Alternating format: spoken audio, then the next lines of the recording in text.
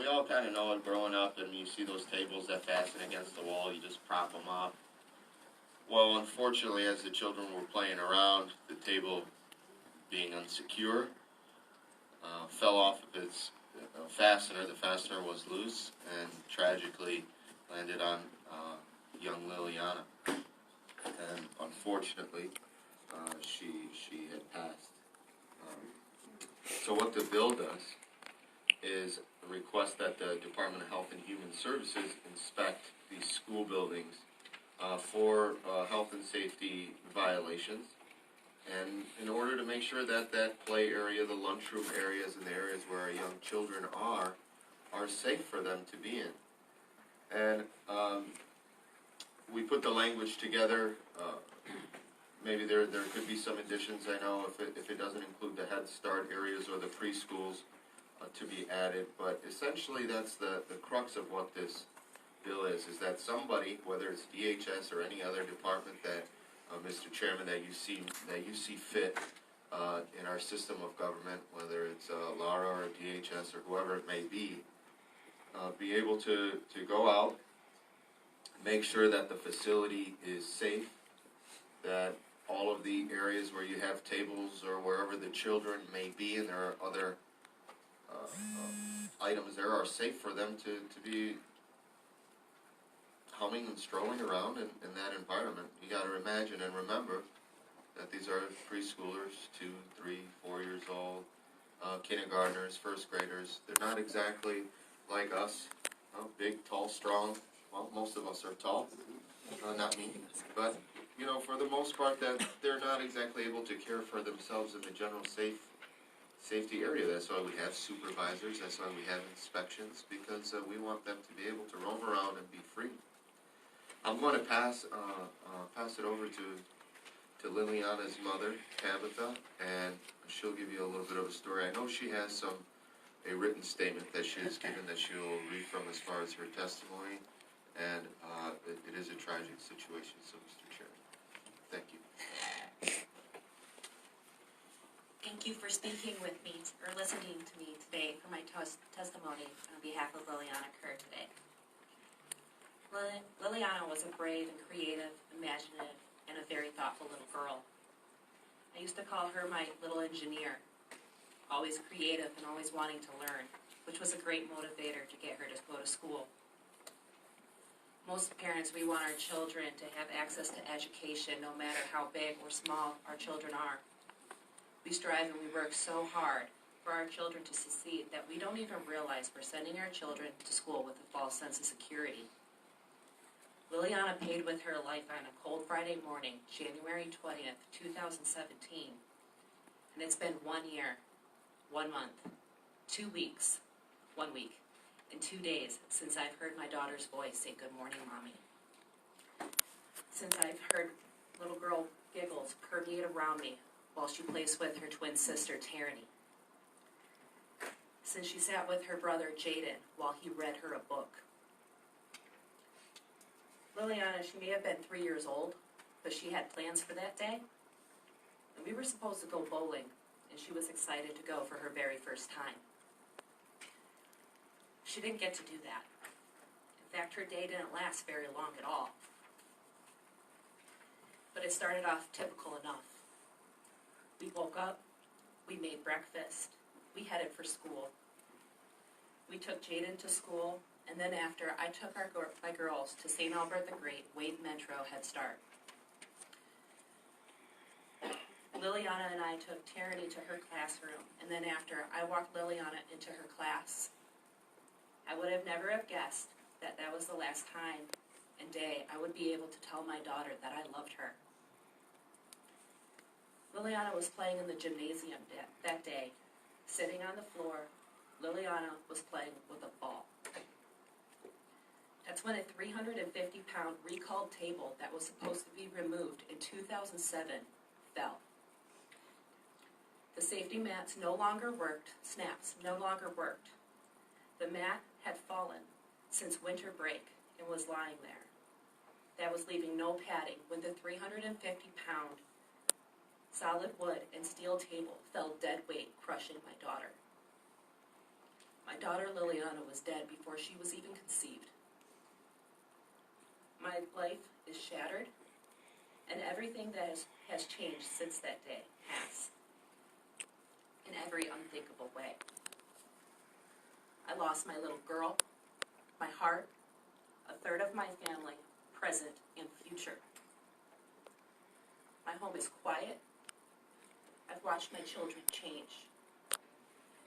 Jaden will look at our photos, and he will look down as his facial expressions will change. My son Jaden, he decided who would be Lilliana and who would be Tierney. I've seen Tierney take our pictures and set them next to her to comfort her while she eats, plays, watches TV, and even while she falls asleep. Children shouldn't have to grow up too soon. Not like that, not ever. These tables are in numerous schools and buildings that provide education. Not only do a lot of our schools and educational facilities in Michigan have these tables, but most of them aren't aware of the potential dangers that they pose. Jaden's middle school, they still have these tables. They're so old that the executive director of the education could not even identify the manufacturer's name. I'm still waiting on when they will be removed, and for whatever reasons, it's unacceptable. No parent should have to send 3 children to school and only have 2 children walk out alive. No parent after the fact should have to worry if their children will survive their day in school. I live with that every day. I still have to send my son Jaden and daughter Tierney to school. Multiple systems have failed my daughter Lilliana and my family, and these same systems are still in place as we send our children to school as I speak here today. Lilliana's death is not unique in the state of Michigan. Within the last 25 years, there has been 11 deaths on the East Coast, one in Ohio where Jared's Law was enacted and later repealed in 2009. In the past decade, Lilliana was the second child to die in the state of Michigan due to these tables.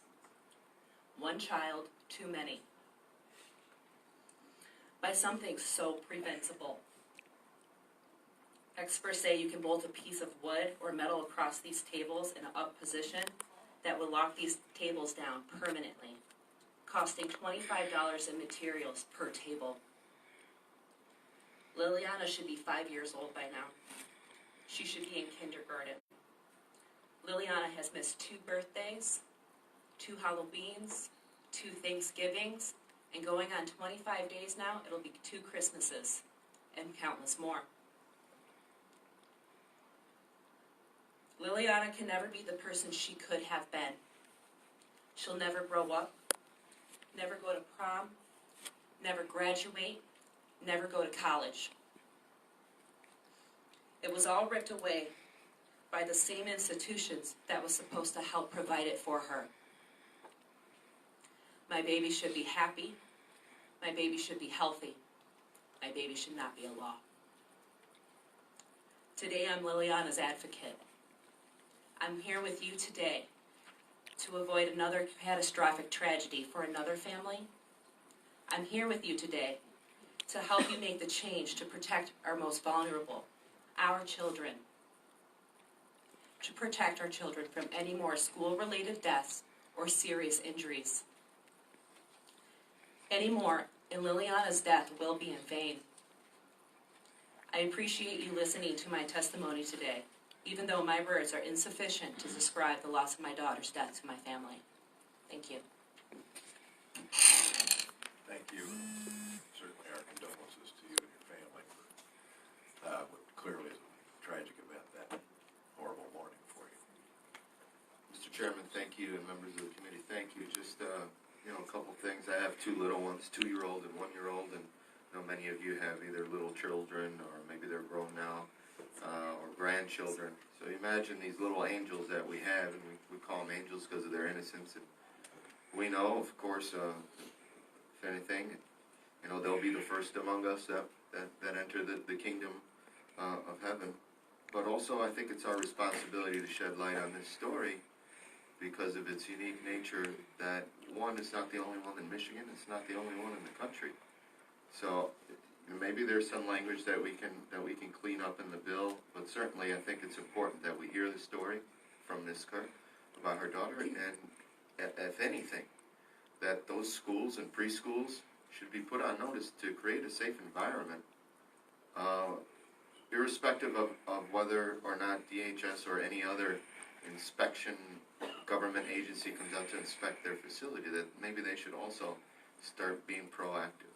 Of course, we, as elected officials and lawmakers, put in place these systems and protections through law, and so that we, as responsible fiduciaries of our constituents, can make sure that we have a safe environment. And that's why this bill came about. Mr. Chairman, thank you. Members of the committee, thank you. Thank you. Thank you for your testimony. Questions? I have a